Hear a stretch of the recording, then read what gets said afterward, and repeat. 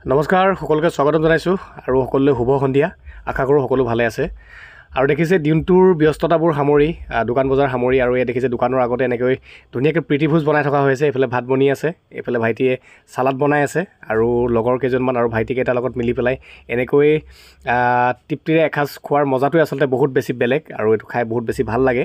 আৰু এয়া হৈ উঠিছে কেৱল বৰ্তমান সময়ত যিটো চলি আছে আৰু যিহেতু এতিয়া পঞ্চায়ত ইলেকশ্যন একদম সমাগত গতিকে পঞ্চায়ত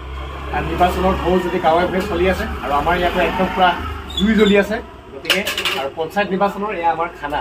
আৰু কিছু সময়ৰ পাছতে মই মাংসটো বনাম পুৰা স্পেচিয়েলিকৈ আৰু বেছি নাই আমি কেইটামান আছে ভাইটি আমি লগৰ কেইটামান গতিকে গোটেইকেইটা মিলি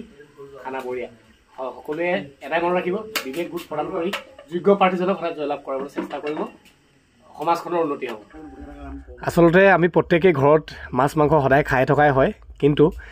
ঘৰত মাছ মাংস খোৱাতকৈ এনেকৈ সকলোৱে মিলি যেতিয়া আমি এটা প্ৰীতিভোজ খাওঁ সকলোৱে বহি মেলি আৰু সেই তাৰ আনন্দটো আচলতে বহুত বেছি সুকীয়া আৰু এনেও জানে এনেকৈ বনাই খালে যিমান বেছি টেষ্টিকৈ খাম বুলি ভাবোঁ তথাপিও বহুত লৰা হৈ গ'লে তাত আমি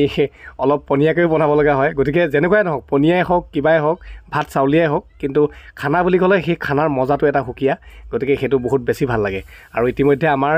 খানা অলৰেডি ভাত খাবলৈ হৈ গ'ল এইফালে চব্জি একদম পূৰা পানী চানী দি উতলি আছে ধুনীয়াকৈ আৰু সকলোৱে বহি একেলগে মানে বহুত সুখ পাওঁ আচলতে এনেকৈ খাই পেলাই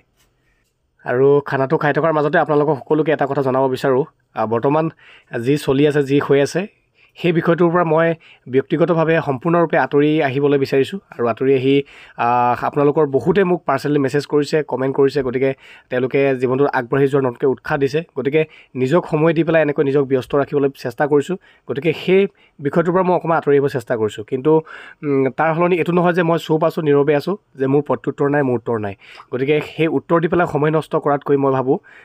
সকলো পাহৰি পেলাই নিজৰ ৰাস্তাত আগবাঢ়ি যোৱাটো বেষ্ট গতিকে সেয়াই হ'ল আৰু আজি আমাৰ খানাটো ইমানেই আছিল ভিডিঅ'টো চাই কেনে পালে জনাব